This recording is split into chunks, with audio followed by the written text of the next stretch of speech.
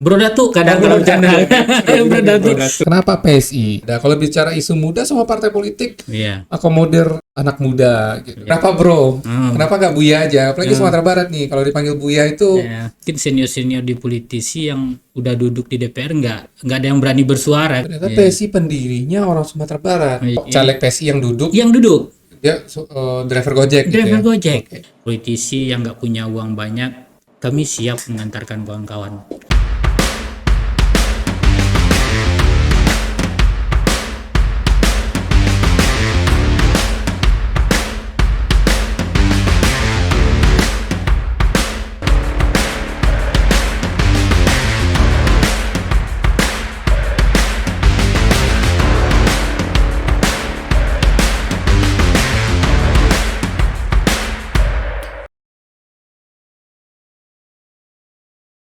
Assalamualaikum warahmatullahi wabarakatuh. Selamat datang di podcast Ruang Terang Politik. Ruang Terang Politik adalah podcast tempat kita membahas segala kontroversi, segala hal-hal yang menjadi pro dan kontra di ruang publik. Kita akan bikin hal-hal yang semestinya bisa berpeluang dibahas di ruang gelap menjadi terang di ruang terang politik. Di seri kali ini saya sudah kedatangan tamu, akan ngobrol-ngobrol, bincang-bincang dengan seorang tamu, sahabat saya yang dulunya boleh dibilang sebagai dukun politik. Namun tiba-tiba menjelang pemilu 2024 ini menjadi politisinya langsung. Jadi dahulunya tempat baratnya kapai tampe batanya kepulang tampe babarito, sekarang jadi pelaku politik. Siapa dia? Nah, partainya juga sedikit warnanya kontroversi juga untuk Sumatera Barat. Nih, sahabat saya nih, Ferry Mukli. Sekarang jadi ketua Bapilu PSI Sumatera Barat. Anda mau jadi pejabat ya? Kira-kira begitu. Kira-kira begitu. Punya mimpi jadi pejabat. Oke, kemarin ngikuti para politisi, sekarang jadi politisinya. Apakah dari beberapa politisi yang sudah berhasil Anda hantarkan jadi pejabat, melihat kehidupan mereka, Anda jadi punya mimpi jadi pejabat juga? Iya. Sebelumnya kita ucapin terima kasih dulu buat kawan-kawan Polstra yang udah bikin ruang bagi politisi Sumbar untuk bisa menyalurkan gagasan dan idenya. Bukan lagi mereka hanya mengandalkan kantongnya aja kan gitu. Kita berterima kasih. Terus kenapa sih politisi banget? Kenapa sih ya saya lebih memilih terjun ke dunia politik hari ini? Karena saya merasa mungkin senior-senior di politisi yang udah duduk di DPR nggak ada yang berani bersuara, kayaknya udah duduk udah gitu aja. Kayaknya udah saatnya juga sih kita pengen nyoba juga duduk sana, kayaknya pemikiran kita nggak nyampe-nyampe nih, aspirasi kita nggak nyampe-nyampe. Nah, udah kayaknya kita nyoba aja, kita nggak mau berisik di luar, teriak-teriak udah nggak zamannya didengar juga kayaknya. Kayaknya kita harus coba terjun langsung, itu aja. Masuk ke politik dan ikut pengaruhi kebijakan. Iya, ngambil kebijakan. Tapi kalau seandainya nggak dapat kursi nanti gimana? Ya setidaknya kita bisa mudah-mudahan dapat kawan-kawan PSI yang bisa kita sampaikan ke kawan-kawan PSI supaya menyampaikan aspirasi masyarakat, jangan cuma diam aja. Artinya tadi kita udah dengar ya, kalau PSI bro ya, nggak panggil Ustadz, nggak panggil Buya juga. Iya bro. Kenapa bro? Kenapa nggak Buya aja? Apalagi Sumatera Barat nih, kalau dipanggil Buya itu agak penerimaan politiknya agak berbeda gitu. Iya sih, kalau di Jawa itu orang dipanggil Gus ya kan. Gitu. Terus kalau di Sumbar dipanggil Buya. Jadi kalau partai nasionalis tuh dia Bung gitu. Iya. Ferry. Jadi agak susah dicap negatifnya, lebih suci kelihatannya kan. Kalau di PSI bro itu mungkin kayak zaman sekarang kan lebih identik aja dengan panggilan brother, saudara, jadi lebih dekat mungkin. Ya, dan ternyata emang faktanya hari ini panggilan bro itu emang diucapkan oleh kawan-kawan muda baik yang tua hari ini juga sama laki-laki manggilnya bro kan. Bro. Gitu kan. Oke. Berarti kita panggilnya nih Bro Ferry ya. Iya, Bro Ferry. Walaupun lidahnya masih agak kaku-kaku. Tapi kita di Sumbar nggak terbatas kok. Ada yang manggil udah juga abang, terbuka aja sebenarnya. Nggak harus wajib bro juga kawan-kawan gitu. Karena kan ada yang manggil Ustadz nggak?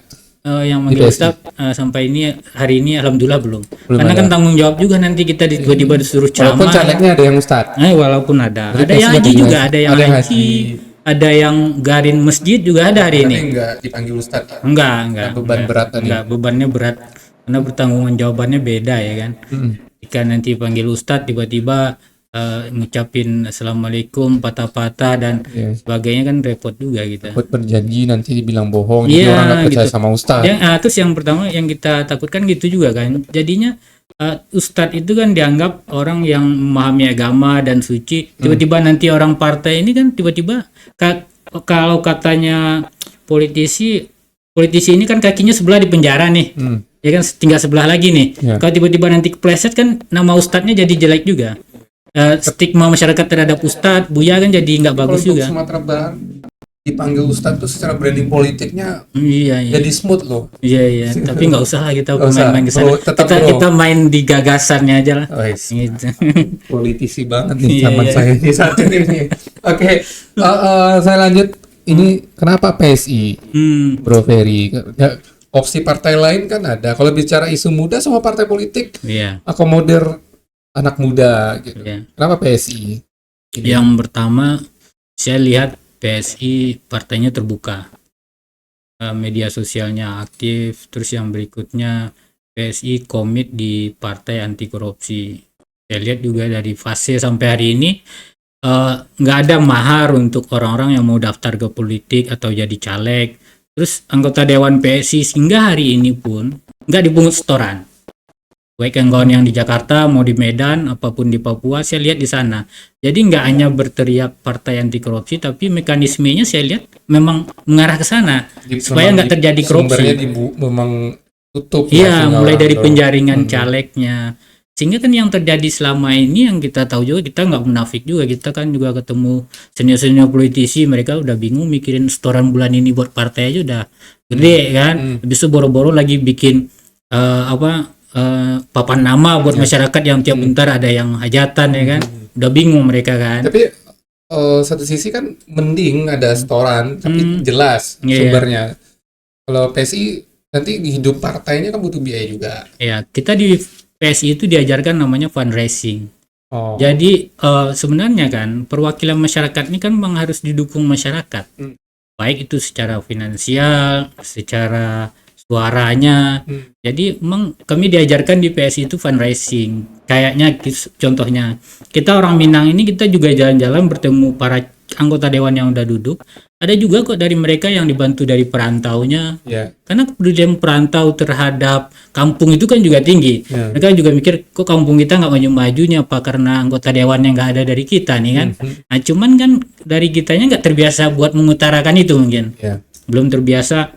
Saya siap maju nih, saya siap bangun mengaspirasikan kampung kita, tapi bantulah saya ya kan. Saya butuh dana gitu-gitu. Oh, Ya, berarti kita cobanya bukan arah sana. PSI yang beli suara. Bukan. Di PSI fundraising itu jadi tapi kan budaya politik seperti itu masih Iya. bukan pesimis nggak ya untuk saat ini masih berat. Kira-kira gimana? Ya makanya 2019 PSI nggak masuk parlemen karena masyarakatnya belum terbiasa mungkin ya. Iya. Belum Tapi menerima artinya PSI keadaan. mau memulai Iya. gitu ya menjadi Kalau nggak dimulai ya kapan lagi? Akhirnya kan kawan-kawan ini kan terjebak di sebuah paradigma bahwa terjun ke dunia politik harus punya banyak duit dulu, ya. harus koper Anda isinya berapa kan gitu kan.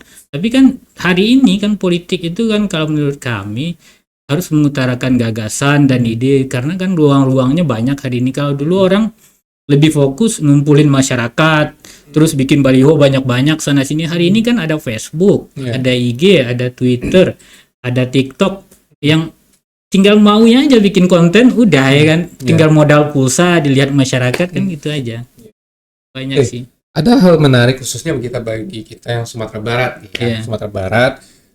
Ya ketika Sumatera Barat selalu bertanya mana nih tokoh Sumatera Barat di segala macam. Ternyata PSI pendirinya orang Sumatera Barat. Iya.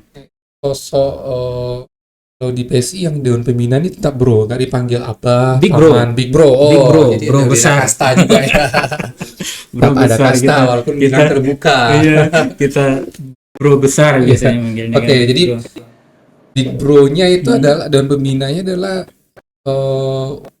Big Bro Jeffrey Iya. Giovanni. Ini Udah tokoh- Jeffrey juga udah nggak Jeffrey. apa-apa kan orang awak kan. Karena ini adalah pure orang Minang. Iya. Sejauh mana nih peran pengaruhnya udah Jeffrey Giovanni ini di PSI? Ya balik dulu. Awalnya saya kan 2019 itu di Bogor kita tarung bersama Bro Valdo dengan partai yang beda ya kan, belum PSI. Lawannya PSI. Iya. Terus kita waktu itu juga lihat di Facebook media sosial kalau nggak salah saya itu kapalnya Bro ini Felix yang kapal Mentawai itu ada tulisan Partai Orang Awak. Saya waktu itu nggak yakin juga, tapi karena kita lagi fokus kampanye waktu itu nggak ngurusin. Terus setelah kita di Sumbar maju Semangat Baru, setelah selesai Semangat Baru, saya nelusuri dulu. Saya juga waktu itu belum PSI loh, belum terdaftar sebagai anggota. Dan saya datang ke Payakumbuh itu 50 kota itu.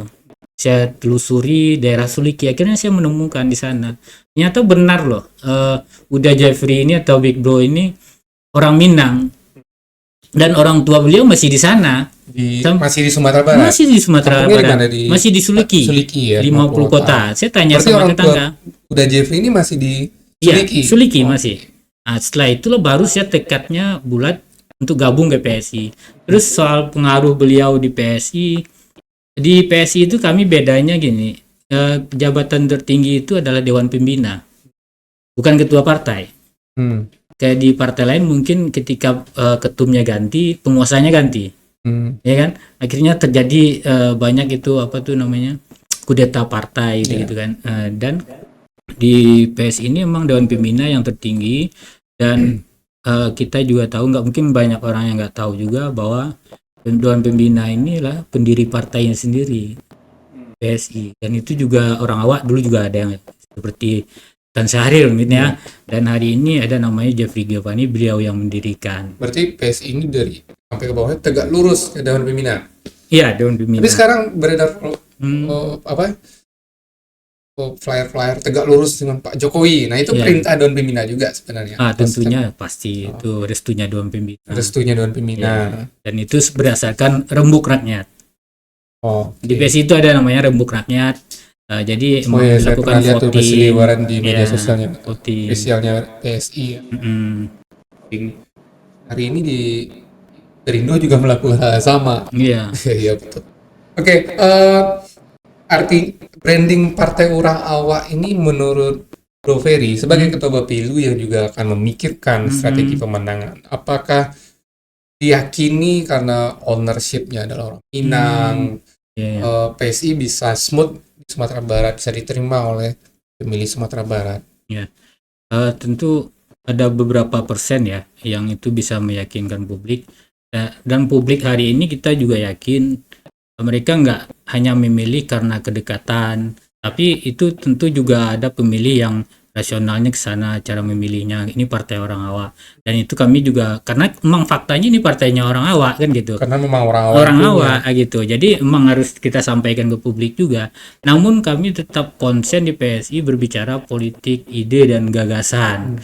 Kami nggak mau kita hanya sekedar mentang-mentang ini partai orang awak, kita ajak masyarakat pilih loh partai orang awak. Ternyata yang kadernya sendiri nggak mempunyai tawaran lain kepada publik, ya, seperti yang terjadi mungkin di 2019, di mana Sumbar hari itu politiknya terbawa kepada Pilpres. Padahal kan, padahal kan fungsi-fungsi kawan-kawan di DPR di tingkat kabupaten maupun provinsi ini kan mengawasi kepala daerah, bukan mengawasi presiden.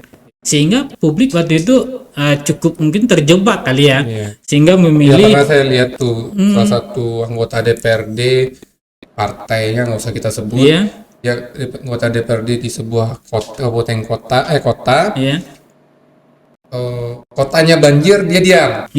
Tapi ketika Presiden Jokowi soal undang-undang cipta kerja dia teriak. Gitu. Jadi udah aneh. Diurus. Jadi aneh sekarang. Jadi kalau mungkin senior-senior di DPR itu hari ini obrolannya baik di masyarakat apa di mana, mereka lebih ngobrolin tentang situasi politik nasional, keadaan nasional. Karena ada dampak elektoral. Kayak gitu. Sementara masyarakat terbuai dengan hal itu. ya kan? Padahal tugas mereka itu kan mengontrol pemerintahan daerah, Iya. ya kan gitu. Jadi makanya kita pengen konsen di sana, selalu menekankan ke kawan-kawan Bacaleg PSI, yuk ya kampanyekan aja gagasannya, nggak usah pikirin siapa kayak yang mau jadi presiden, itu urusan partai aja lah, urusan kawan-kawan di DPP aja kan. Kita di DPRD ini urusannya fokus ke masyarakat daerah aja. Nah, mungkin memang melakukan branding Partai Orang Awak itu perlu dikaji lagi menurut saya, karena segini, udah Jeffrey Giovanni itu di dulunya, konkretnya saya lupa pemilu pilkada tahun berapa, dia pilkada itu beliau calon potensial. nggak tahu konon kabarnya ada persoalan di keluarga yang membuat beliau akhirnya nggak maju. Padahal waktu itu potensi beliau untuk menang tinggi. Hanya saja kenapa menurut saya Partai Orang Awak itu perlu ekstra keras sekali untuk di branding, karena sekarang ini pemilih juga bertransformasi. Generasinya dulu yang nggak kenal dengan Jeffrey Giovanni, Jeffrey Giovanni udah berubah. Karena mungkin kayak kalangan milenial yang saat ini nggak tahu tuh Jeffrey Giovanni. Benar. Jadi FSI kayak butuh ekstra keras juga menceritakan, membangkitkan euforia terhadap tokoh Jeffrey Giovanni. Ya balik tadi, makanya kita landasi berbicara politik, ide dan gagasan, tidak jadi nggak terlalu dominan ke tergantungan dengan tokoh, ya kan. Nah gitu. Terus yang kedua, kita juga tahu di Sumbar ini kan nggak hanya orang Minang. Sumbar ini Mentawai itu juga Sumbar, gitu kan. Jadi kita jangan terjebak juga, kita juga nggak mau terjebak bahwa Sumbar ini hanya Minang, ada Mentawai, ada perantau juga, Batak dan sebagainya yang udah domisili jadi orang Sumatera Barat. Terus yang kedua, Big Bro itu kan juga dikenal pada masanya. Tentu ini juga masih banyak kok yang kita ketemu yang Jeffrey Giovanni yang pernah jadi anggota DPR RI, ya kan, pernah jadi DPD RI, ya gitu kan, DPR RI juga ya dari Golkar kan. Terus jadi maksud saya gini, kita selalu dorong kawan-kawan itu untuk turun ke masyarakat, menyerap aspirasi apa sih yang dimaunya masyarakat hari ini, ya Anda kasih solusi, tawarannya apa itu. Jangan hanya, kalau kita hanya berbicara kepada ketokohan, akhirnya kita terjebak dengan cara-cara politik orang partai-partai lama, mungkin pemain lama lah, ya kan. Bapak saya si A loh, ya kan, bapak saya si B, sehingga saya layak nih jadi anggota DPR juga karena saya punya terahnya politisi, ya kan. Ini ya kayak orang-orang kayak saya ini sih, orang-orang kayak Valdo Maldini yang nggak punya terahnya politisi, mau dikemanain kalau kita masih berpikirnya kayak gitu kan. Jadi makanya kita selalu mendorong kawan-kawan itu selalu berpolitik, ide dan gagasan dengan cara-cara kekinian. Itu aja. Ini bertepatan nih saat ini sekarang lagi proses PCS ya, pencalekan PSI. Gimana di setiap tingkatan di Sumatera Barat udah terisi belum? Alhamdulillah sampai hari ini sampai 85% posisi caleg kita belum full, baru 85%. Artinya cukup besar juga, artinya penerimaan orang mau caleg, orang mau caleg itu juga artinya di PSI ini di Sumatera Barat cukup diterima. Jadi itu deh, ini kita juga kita kalangannya. Kita juga jadi menemukan ternyata tawaran PSI tanpa mahar ini emang ditunggu-tunggu oleh orang. Banyak yang nggak tahu di bawah sana selama ini bahwa di PSI Anda nggak usah bayar, nggak beri mahar, nggak perlu. Malah saya posting di media sosial saya nomor handphone saya. Jadi tujuannya apa? Ketika ada kader-kader PSI di bawah yang bermain, yang meminta uang kepada Bacaleg, mereka bisa telepon saya langsung. Kita taruh di media sosial nomor handphone kita. Kenapa? Karena kan kita memang komit di sana, dan ternyata banyak orang-orang yang nggak tahu PSI tanpa mahar, tanpa setoran. Setelah kita jelaskan, baru orang-orang itu tertarik. Iya. Jadi makanya agak aneh sampai 85% orang luar mungkin di Sumbar PSI emang ada gitu kan. Ternyata ada. Ini bisa jadi pilihan nih, karena ada beberapa partai yang mendapat kotel efek capres, capres hari ini over dia. Kita nggak mau sebut namanya lah, kita nggak mau sebut nama partai ini misalnya kalau mau pindah nggak aja ke PSI. Buat kawan-kawan yang punya gagasan, yang berjuang untuk masyarakat tapi uangnya dikit, kesini aja. Tapi kalau uang dikit gimana? Bisa nggak menang gitu? tadi kita bilang kita ada jalan lain, fundraising, terus APK kita bisa collab dengan kawan-kawan maju di provinsi, terus bendera nggak usah bayar. Di PSI kawan-kawan cuma punya kemauan turun ke masyarakat, itu udah cukup. Ya. Mau turun ke masyarakat, nanti kita juga PSI disediakan saksi buat jaga suara kawan-kawan kalau takut hilang suaranya katanya. PSI punya saksi. Oke. Ya, terus kawan-kawan tinggal turun ke masyarakat aja. Datang rumah ke rumah, yakinkan masyarakat, kan gitu politik sebenarnya. Dan orang bilang emang politik itu butuh uang. Iya, namanya juga uang buat jalan ke sana sini, bensin, ya kalau kan, di ngopi, ya Sumbar kan. ini udah jadi kearifan lokal. Iya. Ada istilah uang tapak. Nah, jadi kalau istilahnya udah bagus di Sumbar berarti udah jadi kearifan lokal tuh. Iya. Uang tapak gitu. Tapi kita masih menemukan kok, Bu Riki. Saya juga menemukan anggota DPRD yang profesinya dulu sopir ambulan. Sumbar ada. Dan juga ada yang mereka hanya pegawai itu staf di Nagari.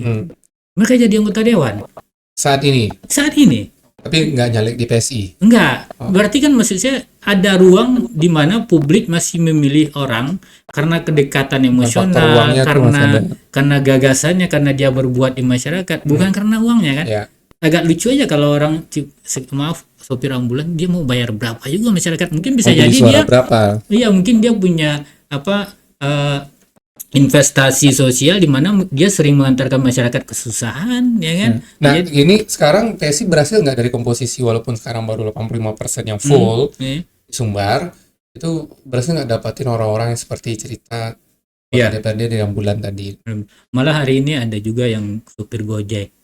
Karena kan butuh determinasi yang kuat juga nih pertarungan. Tapi kalau se-Indonesia di Sumbar kan kita belum ada. Tapi kalau se-Indonesia kita punya Gojek di Medan. Ada lagi caleg PSI yang duduk. Dia driver Gojek. Gojek. Okay. Nah, yang duduk. Jadi maksudnya kita yakin di sana, dan Sumbar juga hari ini ada juga kawan-kawan driver Gojek yang daftar, ada yang ustadz, ada yang haji, ada juga yang pengusaha yang daftar. Nah, gitu kayak di itu Pasaman hari ini beliau pengusaha juga, lagi gejo-gejo gesitnya jalan Bukit Tinggi dan beberapa daerah lain. Dan yang kita sampaikan tadi, ternyata banyak masyarakat yang tidak tahu PSI tanpa mahar dan tanpa setoran. Artinya kalau Bro Peri sendiri sebagai ketua Bapilu khususnya, ketika ini digencarkan informasinya PSI tanpa mahar, tanpa ini, meyakini ini akan elektabilitasnya akan muncul. Ya, tentu kita ukurnya nanti kan dengan caleg yang masuk, ya kan, sehingga nanti itu akan menguatkan suara partai.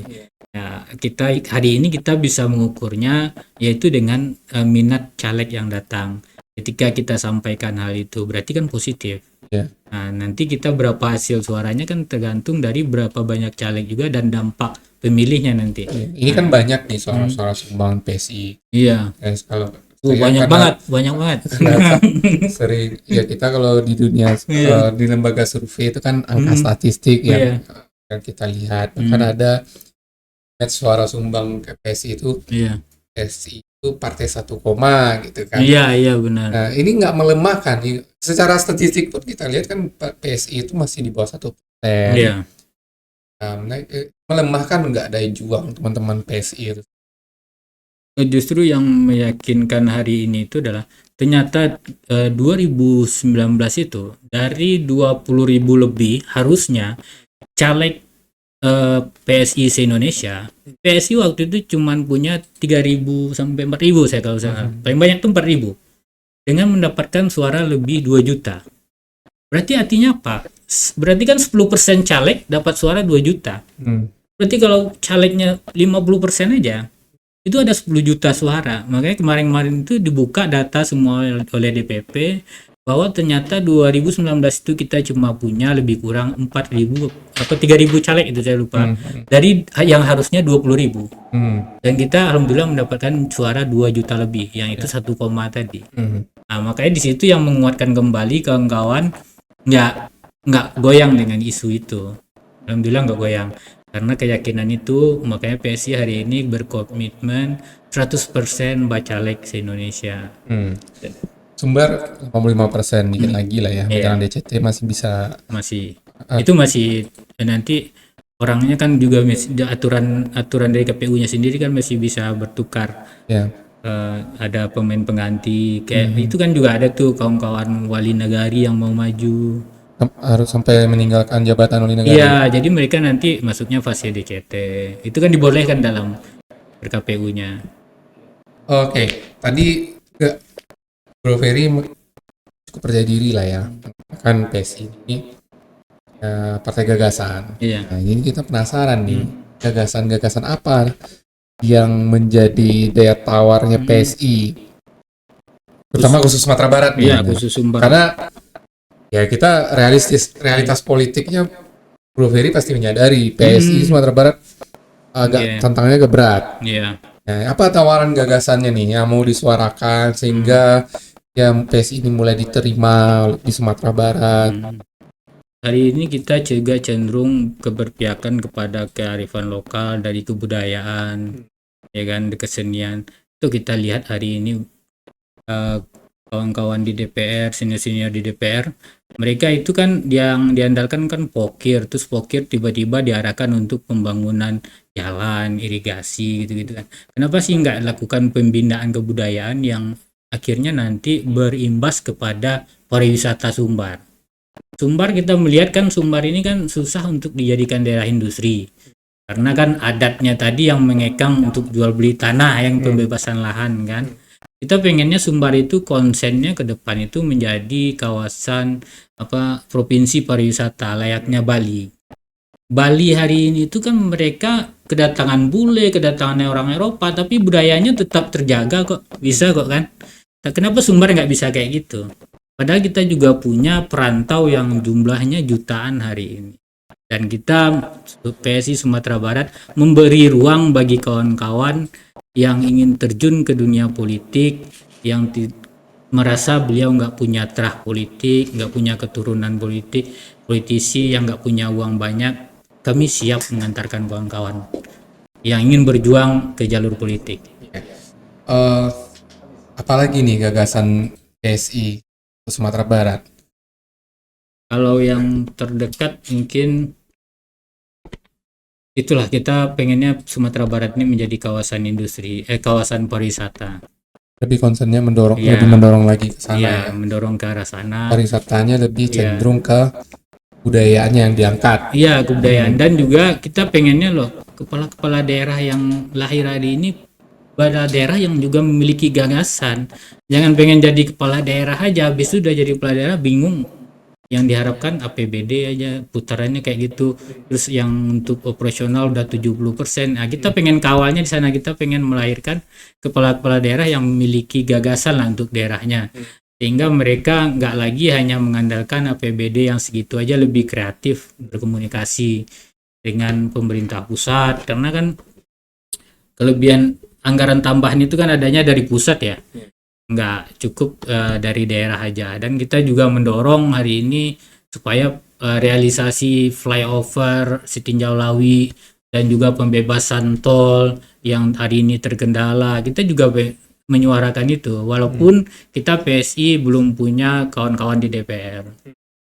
Oke, kita ingin tahu Bro Ferry, posisi politik PSI Sumatera Barat terhadap pemerintahan Mayaldi Audi. Iya. Kalau secara posisi politiknya PSI di mana nih? Temenan atau posisi nih? Kalau kita kan hari ini belum ada di DPRD-nya. Yang bisa kita lakukan hanyalah menyuarakan dan memberikan masukan, ya kan? Kalau temanannya juga mau ngapain kan gitu ya, intinya memberikan masukan aja. Dan sisi kontrolnya kita juga nggak punya power. Setidaknya kita coba bersuara. Kayak kemarin ada kasus yang di pesisir selatan, perempuan yang ditelanjangi, ya kan? Persekusi, gitu ya, kita nyoba menyuarakan kemarin, mengutuk, karena kita lihat senior-senior baik di provinsi maupun DPRD nggak ada yang bersuara kemarin, nggak ada yang berstatement kan terkait itu. Entah kenapa mereka nganggap ini profesi nggak suci apa gimana, nggak ngerti. Padahal itu kan kawan-kawan itu juga baru terduga ya, belum pasti beliau itu pemandu lagu. Dan walaupun dia pemandu lagu itu kan sebuah tindakan yang salah sekali. karena sudah main hakim, ini kan negara hukum. Nah gitu. Kayak menurut PSI pada saat kejadian itu PSI bersikap harusnya tidak dipersekusi. Iya harusnya enggak. Tapi kan karena sudah dipersekusi, yang kita kawal adalah jangan Hukumnya. sampai ini jadi damai. Oh, nggak mau Nah, damai. jangan sampai damai, karena kan kalau yang kayak gini damai-damai terus semakin banyak korban, ya kan? Orang hanya berpikir ya ini tidak damai, ya udah kasih duit apa gimana, ajak dibujuk kan. Padahal kan trauma mendalam yang akan diderita oleh korban kan berkelanjutan sepanjang tahun ya.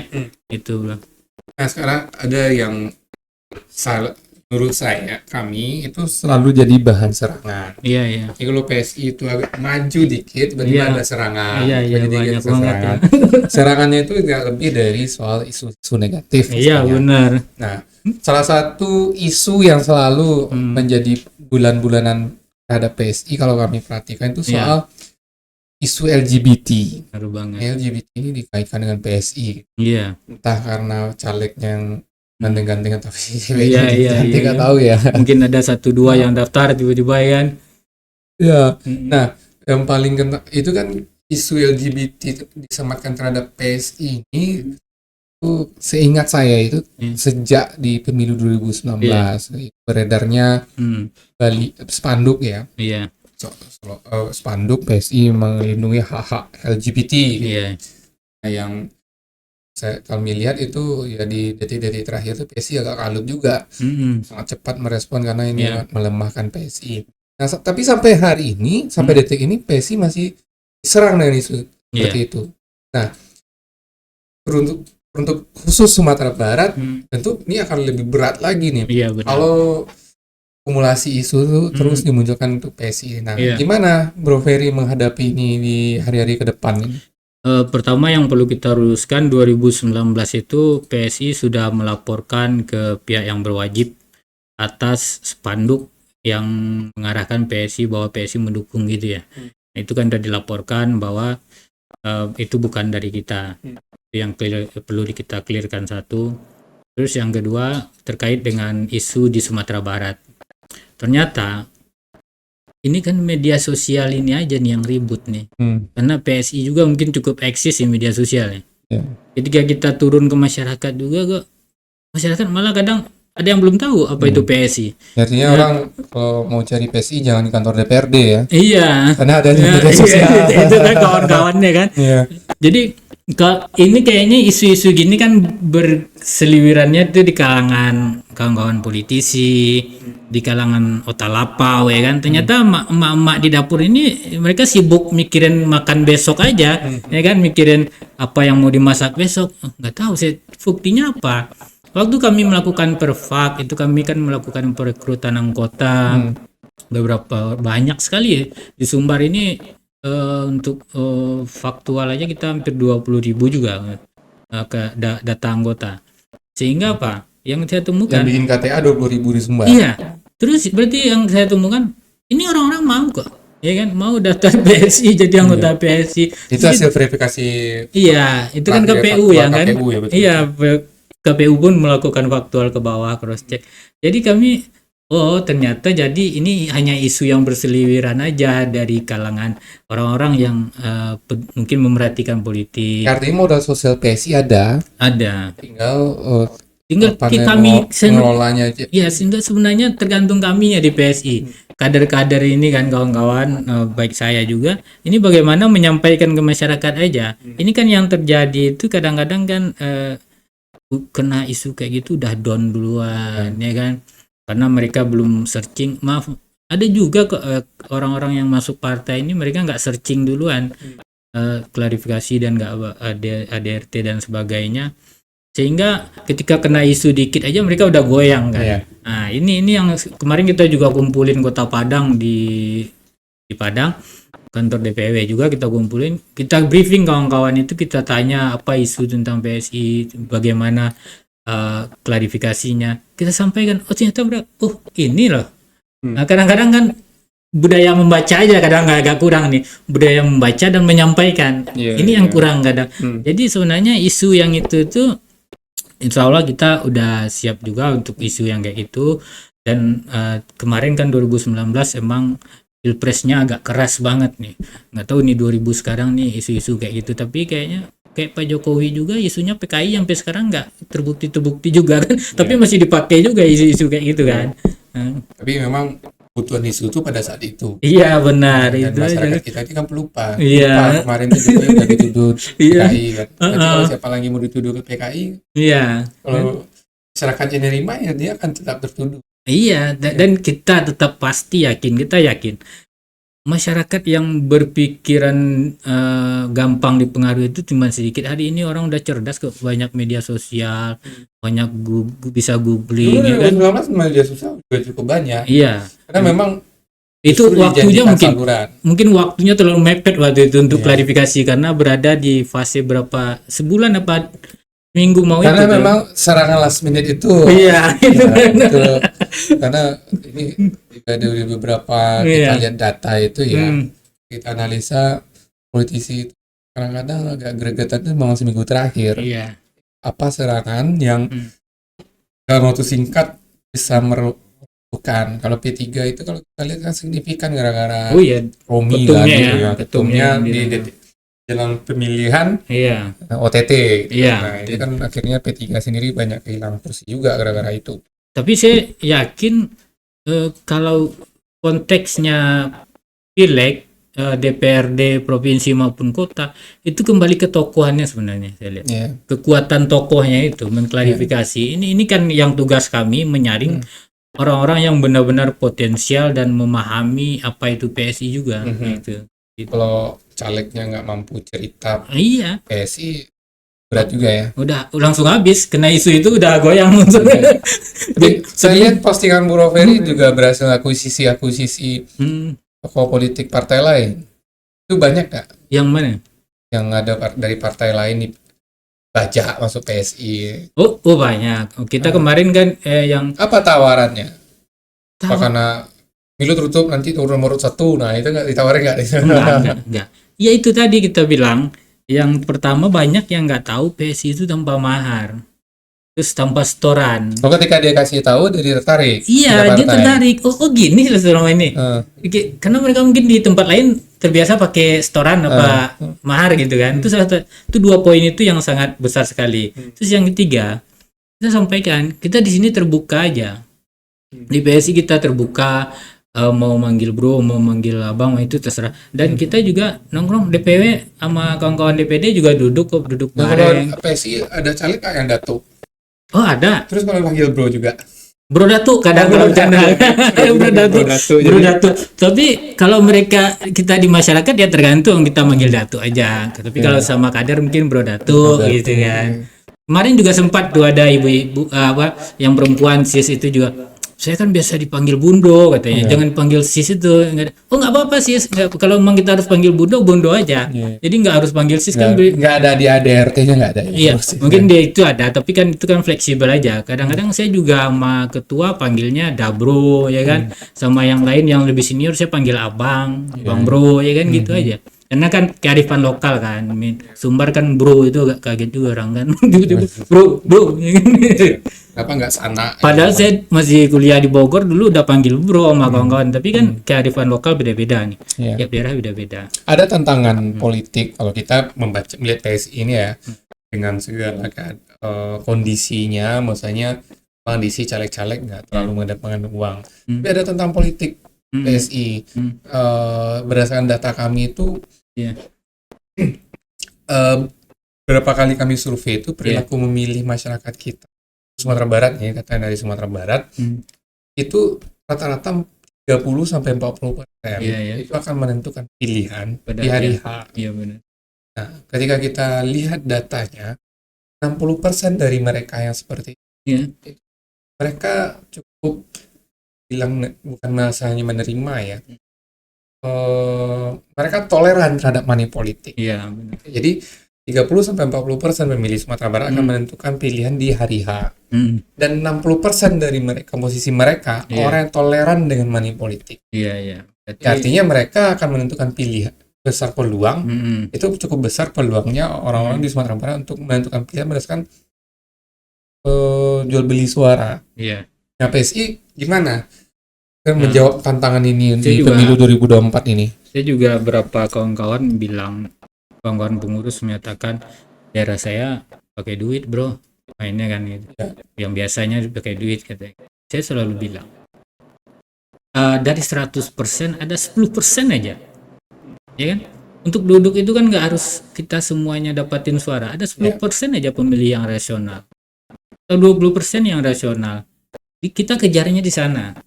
Ya gitu. Jadi kita jangan masuk ke ruang sana. Kalau kita mikirnya kayak gitu terus, ya kita anak muda yang uangnya belum satu koper ini, ya nggak Jangan maju, berpikir besar. nggak maju kan, Iya. nggak maju pileg kan. Jadi Jadi nanti kalau artinya kalau sudah banyak duitnya lain soal lagi ya. kalau udah banyak duitnya kita selalu nekanin politik gagasan. Tapi kan Tetap tentu konsisten. ya, tapi kan kawan-kawan di bawah itu kan mereka ada mengikuti cara main di daerahnya, itu kita juga nggak kontrol kan, nggak bisa kontrol terlalu jauh. Ya, mungkin mereka biaya logistiknya mungkin ngumpulin masyarakatnya di sana, makannya agak banyak, atau maaf rokoknya agak berbungkus-bungkus kan, mereka ngikutin juga kan. Cuman kalau hari H dan gitu tuh kita nggak, di PSI nggak ngikutin, nggak menganjurkan dan nggak mengizinkan untuk melakukan itu. Dan kedua, kawan-kawan itu nggak kita yakinkan bahwa kita punya saksi loh yang buat jaga suara, dan kawan-kawan bisa pergunakan juga saksi ini buat mengajak saudara-saudaranya memilih. Satu orang saksi bisa bawa 5 aja, kalau memang komplit satu per TPS sudah berapa suara kan. Itu yang bisa support oleh partai. Tapi kalau toh akhirnya kawan-kawan itu masih nggak sanggup, masih berpikir lain, ya berarti mereka ya nggak bisa kita paksakan untuk maju juga. Ya, Ada juga kok kader-kader kita. Spirit fightingnya juga rendah. Nah gitu ya kan. Makanya kita bilang tadi Ya, duit aja juga tetap harus punya spirit fighting, apalagi nggak punya mungkin duit. Bung Riki juga sering turun ke masyarakat atau ketemu anggota dewan atau orang yang nggak duduk, mereka habis 2 miliar tapi juga nggak duduk. Ada juga yang mereka ternyata habis 30 juta buat operasional, apa 20 untuk makan-makan lah. Tapi mereka duduk kan. Berarti kan sisa kursi. jadi kita yakin ada ruang-ruang di mana masyarakat memilih karena gagasan, karena investasi sosial, ya kan? Karena mungkin kadang-kadang yang nggak pede itu mungkin karena investasi sosial nggak ada, ya kan? PSI bergerak dengan keyakinan seperti itu. Iya. Kita Kalau selalu target tekankan. sendiri, ini karena di DPW ya, Bro Ferry DPW. Kalau untuk Sumbar sendiri nih, di DPRD provinsi, itu targetnya berapa kursi?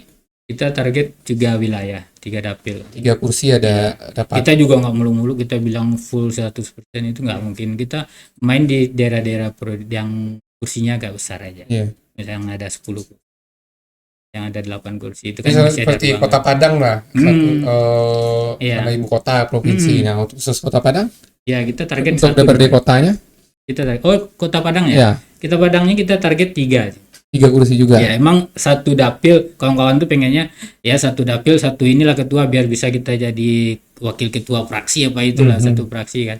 Tapi kita kan juga mengukur secara realitanya. Ya kita target 3 kursi aja. Oke. Kalau Saya kembali nih, Bro Ferry, ke gagasan. Ada hal unik nih. Hal unik dan PSI mesti jawab. Kenapa PSI yang menjawab? Karena PSI yang selalu dituduh. iya. Dituduh soal LGBT. Nah, Iya, ya kan? benar. Kalau saya mengamini, ini partai Iya. bukan pakai LGBT. Nggak ada partai politik di Indonesia yang Iya, apalagi yang PKI. Kalau PKI dia nggak lolos, dia verifikasi kan. iya, karena nggak mungkin ada partai politik di Indonesia ini yang mendorong kepada agenda negatif. Ya, itu butuh citra yang positif. Iya. Nah, saya meyakini PSI juga bukan partai LGBT, Iya. tetapi selalu diserang dengan isu Iya benar. LGBT. Nah, sebagai kita ingin PSI menanggapi nih kontekstual Sumatera Barat, karena PSI yang dituduh-tuduh LGBT justru Sumatera Barat ini. Iya. Belakangan saya sendiri agak miris juga sebagai orang Sumatera Barat, sebagai anak kemenakan orang Minang, ya, soal perkembangan LGBT di Sumatera Barat. Iya. Ini terakhir di Ramadan itu kan Iya. kemarin pemerintah daerah cukup agresif nih, Iya, sama hari melakukan razia. Ramadan. Enggak melakukan razia Razia, penyakit iya. masyarakat, dan ditemukan di Sumatera Barat ini perilaku LGBT itu sendiri, pelakunya. Bahkan di Bukit Tinggi itu ada memang bukan warga Bukit Tinggi yang kebetulan pergi ke Bukit Tinggi, ditangkap di sana. Iya. Jadi dari 4 orang yang ditangkap, 3-nya HIV. Nah, kita baca berita seperti itu, dikembangkan lagi ternyata orang yang ditangkap itu sudah melayani 1.200.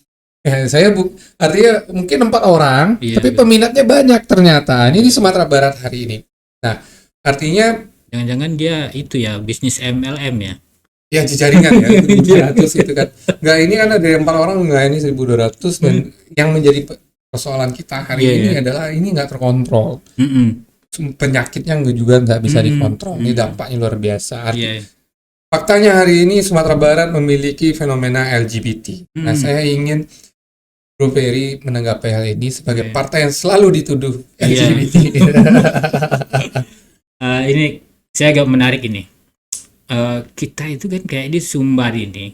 Kalau yang rasa-rasanya aib dan merusak citra daerah ini disembunyi-sembunyikan terus nih. Dan akhir-akhir ini baru ada kebongkar karena media sosial mungkin ya ada pemberitaan. Kenapa? Akhirnya disembunyikan, akhirnya jadi banyak. Harusnya ini kan ada langkah konkret untuk pemberantasan dan tindakannya nggak hanya sekedar razia aja, rehabilitasi dan sebagainya atau kawan-kawan ini dibina di mana ya kan. Ini kan seperti udah biarin aja lah, nanti kalau diberitakan atau orang luar tahu nih malu kita, ya. Malu juga kita kan gitu kan. Udah citra udah saya banget nih Sumbar. Ini kan kita Sumbar ini kan keren banget nih ya kan gitu kan. Akhirnya apa? Akhirnya dia pasti suatu saat akan meledak ya kan. Akan semakin banyak. Nah, sehingganya apa? Masyarakat sendiri jadi terkaget mungkin atau udah bingung solusinya gimana ya kan. Kayak kemarin juga masalah kasus kekerasan seksual yang kita baca juga ternyata tahun 2022 udah 389 kalau nggak salah. Kasus itu kan udah kekerasan seksual terhadap anak ini. Iya, itu kan berarti kan udah lebih satu hari satu kekerasan, satu kasus. Nah, kayak sama juga dengan LGBT ini, karena saya lihat fenomenanya adalah kita itu mendiamkan, nggak melakukan tindakan konkretnya dari pemerintah, baik dari kawan-kawan di DPR, nggak ngejar ke sana gitu. Maksudnya bikin perdanya bagaimana lah, solusi ke depannya gimana untuk pemberantasan ini. Sehingga dia seperti ya tadi kita kata tadi seperti MLM. Ini dia semakin menular, mata rantainya nggak diputus. Menurut Bro Ferry sendiri, mata rantai yang diputus tuh bagian mana nih? Apa yang harus dilakukan? Iya, harusnya dilakukan pembinaan. Ya orang-orang itu kan kayak di Pol PP nanti ditangkap. Mungkin habis itu nggak tahu kita ini lepas lagi apa gimana kan. Perlu nggak peran aktif? Ini kan Sumatera Barat infrastruktur sosial informalnya itu kan juga lengkap. Ada Mama, itu yang Alimulama, Jadi Pandai, Pendokan doang. Ini kan maaf bro, akhir-akhir ini kita kan nggak ada yang lihat yang berani bersuara di ruang ini. Yang kita bilang tadi ya kan, ada Mama, Alimulama. Atau mungkin beliau itu nggak beri ruang kali. Ya hari ini kan banyak nih media online kan nulis di sana ya kan, berstatement kan untuk menekan atau datangin DPRD itu kan. Beliau ini kan orang-orang yang disegani oleh para politisi nih. Ditelepon aja langsung ngangkat pasti politisi kan. Anda ini nggak bersuara nih DPR nih tentang LGBT, harusnya kan kayak gitu kan. Nah ini kan berarti harusnya kan dari kalangan Nini Mama, Alimulama itu mendesak ya. Mengingatkan. Ya kan. Akhirnya kan semakin parah hari ini. Nah, dan kita nggak tahu nih berapa hari lagi atau bulan depan ada lagi yang meledak nih, ya kan? Karena memang sih saya sendiri sebagai orang Sumatera Barat agak miris juga. Iya, karena kita beranggapan selama ini kita adalah daerah paling suci.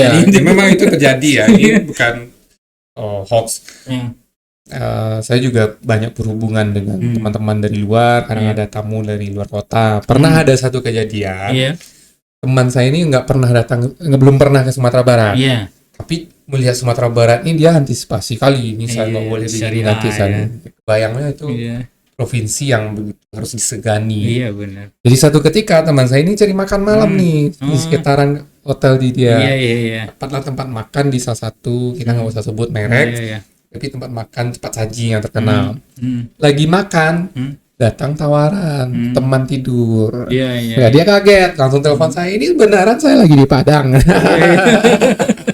Karena dalam kepikiran dia Sumatera Barat ini nggak begitu. Nah ini memang ini jadi PR ya. Kalau bisa sih angka soal LGBT, Hmm. kekerasan seksual terhadap anak dan perilaku-perilaku menyimpang lainnya, Sumatera Barat harus serius Hmm. untuk menanggapinya. Ya.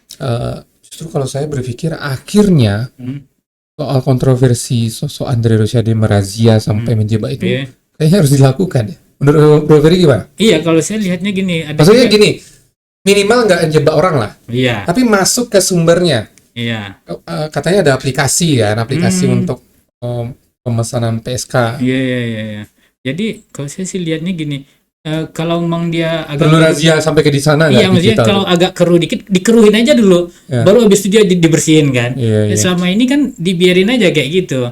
Jadi kalau memang dia ada tempatnya ya kita razia, kita bina mereka, biarlah publik tahu nggak apa-apa. Asal ini clear kan. Iya. Yang menjadi permasalahannya kan ini tahu kan, tapi pura-pura nggak Nggak tahu tahu. aja kayaknya. Tahu ada aplikasi yang Iya. menyediakan, tapi kenapa Dan nggak ada masuk ke sana merazia gitu? Dan ada tempat-tempat juga mungkin seperti itu kan. Iya. Tapi nutup mata aja supaya ini sumber ini kelihatannya baik-baik aja. Padahal kan bisa ya sebenarnya masuk ke aplikasi tersebut, Bisa juga. mesan, Iya. tangkap. Tapi Iya. jangan dipakai dulu baru ditangkap. Iya. Nggak boleh itu kan gitu, dipakai baru ditangkap. Ampun. Ampun. Ya. Ini apa yang kemarin terjadi itu udah benar. Iya. Masuk ke aplikasi, jebak pesan. Iya.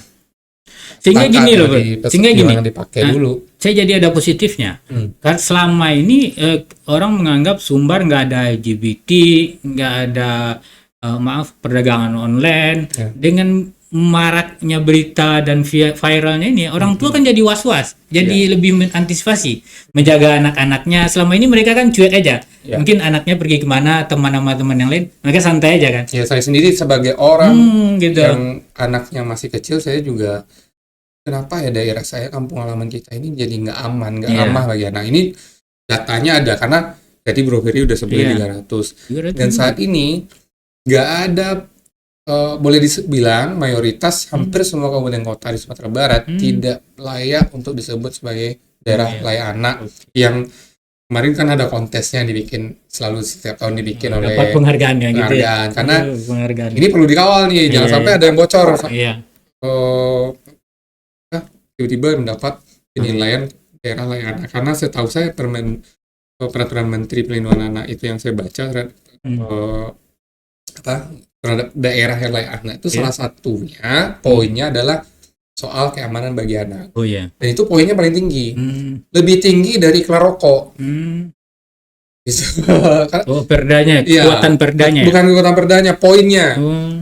Seingat saya itu kalau iklan rokok tuh poinnya cuma 5. Oh, Jadi gitu. kalau daerah Anda Ratingnya apa penilaiannya nih? nilainya Oh, poinnya, oke, kalau oke, daerah oke. Anda terlalu banyak iklan rokok, paling Anda kehilangan poin 5. Iya, iya. Tapi kalau daerah Anda kekerasan seksualnya terjadi, poin Anda hilang 30. Kok kemarin tiba-tiba banyak kepala daerah di Sumbar yang bawa-bawa penghargaan itu tentang Ya kalau Layak itu yang anak. saya bilang tadi, kayaknya sepertinya pasca 2022 ini fenomena ini harus diperhatikan karena Iya. setiap kabupaten kota terjadi kekerasan seksual terhadap anak.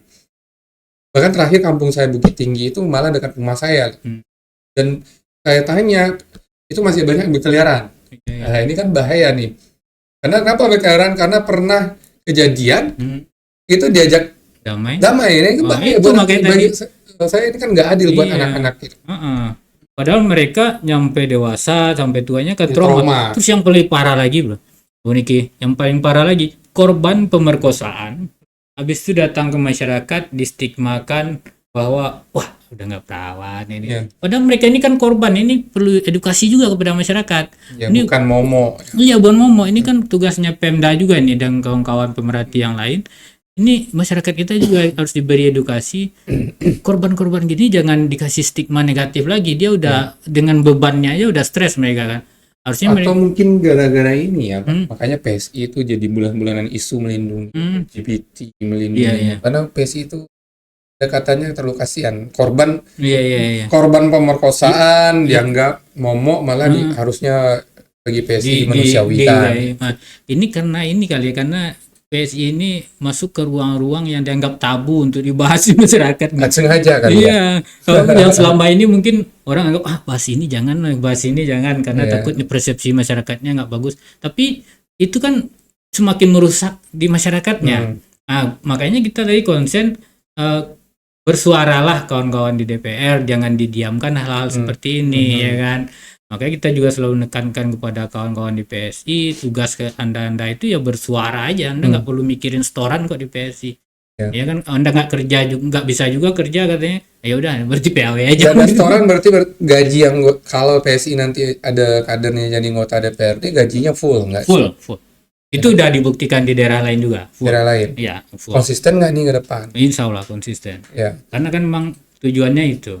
Karena ada partai nih juga bilang nggak tambah mahar, tapi hari ini faktanya ada dia minta setoran. Oh iya, itu daftar. Kan, itu makanya oknum tadi. Makanya saya melempar nomor saya di media sosial itu tujuannya itu. Jadi kalau ada orang daftar caleg di PSI diminta duit segini-gini, mereka bisa telepon. Nggak takut nomor disebar-sebar nanti proposal yang datang ini caleg.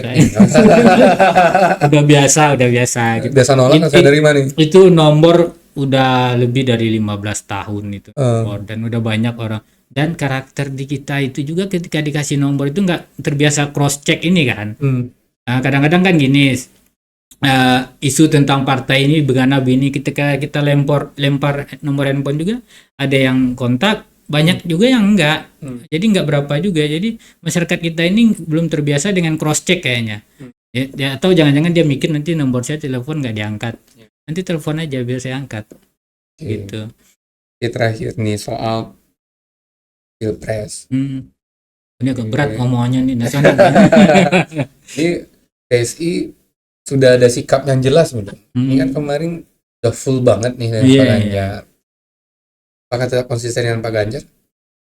Sampai hari ini masih konsisten dan cuman kemarin itu kan dari kawan-kawan PDIP-nya kita lihat di berita juga ya. Diserang tuh PDI. Iya, harusnya jadi teman. Iya, ini kan PDIP-nya kan katanya nggak terima gabung, padahal kan kita di PSI yang pertama kali support Pak Ganjar, dukung Pak Ganjar untuk maju. Mungkin ya karena PSI duluan support tuh ngebajak kadernya PDI kali dianggap gitu, makanya PDI-nya nggak suka. Ya mungkin karena kita waktu itu PSI saya lihat sih kalau secara nasional sedang mencoba meyakinkan PDIP supaya dorong ini kader terbaiknya. Karena masyarakat menginginkan kan gitu kan. Jadi kita coba dorong meyakinkan sebenarnya sebetulnya. Tapi itu kan ranahnya DPP yang jangan. Tapi ini analisa kita aja.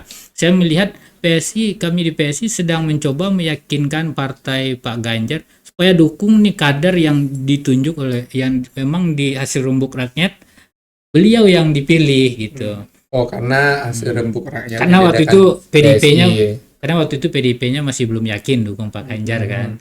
Tapi mungkin setelah PSI kampanyekan ke sana kemari, elektabilitasnya mungkin tambah naik. Tapi satu hal ya, ini fakta ya. Pendengar harus ketahui nih. Walaupun PSI nggak ada kursi di parlemen, tapi kadang-kadang PSI menempati posisi-posisi strategis juga di kementerian. Ada yang jadi wamen. Misalnya sudah berapa PSI? Yang komisaris yang saya tahu itu ada 2. Yang kabinet? Ya, yang itu maksudnya beliau dulunya pengurus PSI. Sekarang terus ada yang staff juga, dan alhamdulillah itu kan bentuk sebuah kepercayaan dan dukungan dari Pak Jokowi. Terakhir yang sekjennya jadi ini ya? Iya, wakil menteri ya. Iya, dan kami dan beliau selalu mengampanyekan juga tentang program-program kementerian, dan kami juga diminta untuk menyampaikan ke masyarakat kawan-kawan PSI. Wakil Menteri ACR BPN. Ini persoalan tanah nih PSI nggak bisa bantu. Karena ada kita menaudiesikan wakil menterinya nih. Karena di Sumbar sangat banyak sekali nih urusan lahan nih yang nggak beres-beres. Konflik lahannya cukup tinggi. Oke. Bro Ferry, terima kasih waktunya. Sama-sama, terima kasih. Saya doakan kawan-kawan Polsta, ruang terang politik yang sudah memberi ruang bagi politisi muda Sumbar. Ini susah banget. Saya pengen banyak nih. Kalau bisa ada 100 yang kayak gini. Insyaallah, kita siap kirim kader-kadernya PSI. Biar publik melihat kualitas. Jangan PSI terus, nanti yang lain juga. Kalau dibutuhkan udah terlanjur warna ada logonya agak merah. Kalau dibutuhkan kita siap kirim kok. Kita siap kirim kapan saja kader PSI diminta. Kita pengen politiknya Sumbar ini politik gagasan, politik yang karena kan kita udah tahu sendiri Sumbar ini kan apa produknya orang-orang apa nih, orang Industri pemikir otak. kan, industri otak. Tapi ruang-ruang industri otaknya masih sedikit saya lihat, Iya. yang kayak Postra bikin ini kan, harusnya lebih banyak ini. Iya. Insya Allah kita akan agenda kita dengan podcast ini adalah supaya memang menjelang pemilu 2024 itu memang Sumatera Barat kita ikut mewarnai lah dengan diskusi-diskusi yang sehat. Ya pastilah semua partai politik, semua politisi akan dihajar dengan isu-isu negatif. Karena politik itu kan soal persepsi ya. Nah, hanya saja kita memang menyadari nggak mungkin lah namanya kita akan biarkan kondisi seperti itu. Demokrasi kita harus setiap pemilu itu harus kita pastikan demokrasi kita ikut naik kelas. Nah, terakhir nih, Bro Ferry, PSI itu dukung sistem pemilu yang mana nih? Terbuka apa tertutup? Kalau kita jelas yang terbuka. Itu kemarin juga kan kawan-kawan DPP hadir di sidangnya, kita terbuka. Karena kenapa terbuka? Terbuka itu kan sesuai dengan prinsipnya PSI melahirkan tokoh baru di politik, mengantarkan orang-orang yang siap terjun dan berjuang di politik. Terbuka itu kan memberi kesempatan bagi orang-orang, banyak orang, masyarakat untuk menentukan orang yang mereka pilih. Mereka nggak kan bahasa lamanya beli kucing dalam karung nih katanya kan, tiba-tiba si A yang duduk ini tuh. Hari terbuka ini kan memberi kesempatan kepada masyarakat untuk mengantarkan orang-orang yang memang benar mereka kenal. Ya, kalau toh akhirnya nanti tertutup ya kita ya harus jalani, itu kan konsekuensinya berdemokrasi. Sudah siapkan skenario belum? Kalau tiba-tiba akhirnya keputusan adalah tertutup misalnya terus kan 2029 mulai dari 2024. Nah, PSI sendiri udah nyiapin belum penyesuaian terhadap itu? Ya, kita udah siap, dan saat mau terbuka maupun tertutup kita harus siap, dan juga kita menyiapkan program-programnya kalau tertutup seperti apa. Tapi saya meyakini ya tertutup itu tidak seperti tertutup yang pemilu 2009 kan, kayak 2004. Ya, bukan tertutup. Itu saya meyakini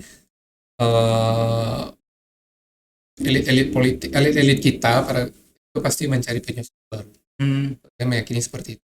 Ya formatnya, bahasanya yang tertutup, tapi versi pelaksananya agak dimodifikasi. Karena kalau balik lagi ke yang lama memang prosesnya memundurkan. Ini kan soal sistem ya. Sistem itu kan bisa dimodifikasi. Agendanya kan kalau kita lihat memang agendanya cukup prinsip nih, penguatan kelembagaan partai politik. Benar-benar. Nah, memang kalau saya lihat sendiri sekarang ya kredit juga problemnya. Setiap pemilu memang diwarnai perpindahan partai. Oh iya benar. Tapi pemilu kali ini agak lebih vulgar nih. Memang agak besar juga tantangan pengembangan partai politik ketika sistem pemilu kita yang terbuka hari ini sampai pada tahapan kita saat ini fenomenanya orang tidak lagi menganggap terlalu penting partai politik. Mau pindah berapa kali pun enggak masalah. Bahkan ada di tingkat lokal kita ini 3 bulan belakangan itu udah 4 partai dia. Itu terjadi itu di makanya kita juga lihat di beberapa kabupaten kota. Ini kadang juga saya pun, inilah orang-orang yang akhirnya hanya memanfaatkan efek pilpres ke depannya, ya kan, pindah partai ke sana sini, mana yang masyarakat agak suka pindah lagi, ya kan. Padahal kan partai itu kan punya prinsip perjuangan, punya dasar perjuangan, sehingga ketika orang masuk ke sebuah partai mereka udah mempunyai dasar perjuangan yang sama dengan partai itu. Akhirnya apa, ketika pindah-pindah itu mereka ternyata nggak punya gagasan. Intinya orang-orang yang duduknya nanti ya kayak gitu, memang pure alasan pengen duduk ya, jadi pejabat aja lah, ya kan. Kita kan juga pengen jadi pejabat, tapi kan kita punya dasar perjuangannya juga. Apakah kita ketertarikannya dalam bidang pembelaan terhadap kekerasan seksual, atau bidang hukum atau ketimpangan adat, itu kan harus punya dasar itu juga pengen jadi pejabat ini. Jangan nyampe sana cuma duduk-duduk, taunya pokir aja tiap tahun kan. Sampai nanti diundang podcast oleh Iya. Posma bingung nggak Apa, mau apa, ya. apa Karena ini? takut. Saya nggak tahu mau Iya, ngomong apa iya. gitu. Bapak udah Banyak juga yang gitu tuh Iya. kita undang. Ini persoalan kita mau bikin podcast tapi susah juga cari pembicara. Kenapa? Yang mau tampil banyak iya. tapi takut nanti mau ngomong apa ya. Bapak udah bikin perda berapa? Aduh, berapa kemarin? Kemarin berapa yang kayak gitu kan? Padahal mereka katanya bikin perda di sana kan. Iya. Terus ada satu lagi, kalau nanti ketemu sama kawan-kawan DPR kan, Bu Riki sering ngundang juga ini. Tolong bilangin dong, kalau bisa DPR itu sidangnya dibikin live. Jadi masyarakat tahu nih, bener nggak sih diperjuangin di dalam itu kan gitu. Jadi kalau di DPRI kan udah ada tuh. Iya, DPRD ini kita DPR biasakan. di TV kan. Iya, Kalau di provinsi belum ada ya. iya, harusnya kita biasakan juga, ya kan? Biasakan sehingga masyarakat tahu nih, ini benar nggak sih aspirasi yang saya sampaikan kemarin disampaikan di sana apa enggak kan gitu kan. Intinya bercandaan aja. Iya. Dan nanti kan kelihatan juga siapa yang jarang nggak hadir kan kelihatan nih. Iya. Hmm, Kan DPRD di daerah kita ini iya. sering ruangannya kosong. Iya gitu. Iya. Bikin live aja terbuka, masyarakat bisa nonton kapan aja. Kenapa PSI nggak menyuarakan itu? Kan bisa dorong partai politik kan tugasnya walaupun nggak di parlemen bisa melakukan kontrol juga dari luar. Iya. Pernah menyuarakan hal demikian nggak keterbukaan? Kita tadi juga beberapa hari ini kepikiran tentang itu. Hmm. Harusnya ini kayak gini nih formatnya untuk menangkal kawan-kawan DPR yang nakal ini kan. Nggak kerja ini tiba-tiba tahu-taunya tiap tahun cuman turun ke masyarakat bawa pokir bagi-bagi. Padahal kan tugas mereka nggak itu. Tugasnya kan menyuarakan sebenarnya, ya kan? Jangan hanya jangan minta masyarakat yang hadir ke DPR-nya dong. Iya. Masyarakat mikirin makan buat hariannya aja udah susah mereka ya kan? Iya. Tapi tidak semuanya juga kalau kita lihat Pasti ada yang bagus. yang nggak terlalu narsis dengan Iya. pokirnya. Karena kenapa? Kalau kita lihat orang anggota-anggota DPRD yang narsis dengan pokir tuh satu sisi karena dia juga nggak punya modal uang yang cukup. Iya. Kita seperti itu. Tapi Iya. bagi mereka yang ya karena melihat ada beberapa politisi itu karena dia sebagai anggota dewan pastilah diberikan fasilitas pokir, tapi dia nggak terlalu narsis di sana. Nah, apa sih membedakan dengan mereka yang narsis dengan yang nggak narsis? Yang narsis dengan pokir itu kami meyakini karena mereka untuk bertarung juga modal ekonominya nggak untuk mempertahankan kursinya ini yang Iya. dia butuh penguatan modal ekonomi, makanya nimbrungnya pakai dana pokir. Nah, ini memang jadi fenomena juga. Kalau kami sih dari analisa atau riset Iya, yang kami lakukan, Iya. kami memang berharap bapak-bapak kita maupun politisi sekarang nih Iya. masuk PSI PSI dikawal juga PSI. Jangan nanti udah duduk ternyata diam juga ya kan. Nih. Iya. Memang ini agak fenomena belakangan. Anggota dewan itu akhirnya berbicara, saya udah berikan pokir sana sini. Karena memang tugas mereka bukan seperti itu. Jadi kita titip pesan kepada seluruh politisi yang hari ini sangat sibuk mempersiapkan diri, dokumen segala macam untuk di BPJS. Kelak ketika Anda jadi terpilih jadi anggota dewan, ya jangan hanya bicara pokir. Karena pokir Anda itu tanpa Anda pun dia akan pergi tidur aja juga dapat. Iya, dia Tidur kan aja. tetap, ya itu tugas lurah menurut Iya. kita. Tugasnya bola dinas, Iya, lurah, atau mensuplai seluruh agenda-agenda pemerintahan itu budgeting. Budget itu pasti pemerintah. Jadi terlalu kita sayangkan pemilu yang begitu mahal, kedaulatannya diberikan. Kalau jawabannya hanya ditanya apa yang Anda kerjakan itu kan pokir saya jalan. Ada lagi yang lebih lucu, Bung Niki. Jadi Pak bantu kami di sini Pak. Oh tunggu pokir saya tahun depan lagi. Kenapa nggak dia bantu tahun sekarang? ini udah habis. Padahal kan beliau kan tinggal mana proposalnya? Sini saya bawa ke dinas PU kah, irigasi kah? Mana mungkin masih ada dananya. Biar saya bawa sini. Harusnya kan jawabannya gitu. Jangan tunggu pokir saya tahun depan ya kan.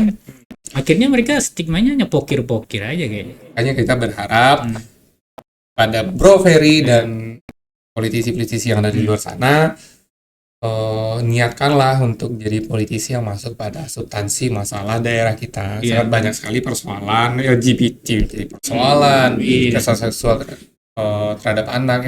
Politisi harus hadir di sana. Partai politik harus hadir di sana karena nanti kalau nggak hadir nanti mereka keenakan. Iya dong. Kalau hukum kita memang Bro Ferry, hukum kita itu kalau kita lihat nggak bisa ngapa-ngapain mereka lebih dari sekedar tangkap Pol Iya. PP, surat pernyataan, dibina beberapa hari keluar lagi. Resiko ditangkapnya nggak berat. Iya. Maksudnya ketika mereka ditangkap, mereka bisa bebas lagi sebentar kok. Artinya nggak ada efek jerah yang terlalu ini. Iya. Oke, Bro Ferry terima kasih waktunya. Oke, mungkin. Ya. Kita doakan hal yang terbaik untuk PSI. Amin. Segala niat-niat baiknya untuk Sumatera Barat ya itu bisa terlaksana, target-target politiknya bisa dicapai. Ya, terima kasih. Sampai ketemu lagi di Ruang Terang Politik. Assalamualaikum warahmatullahi wabarakatuh.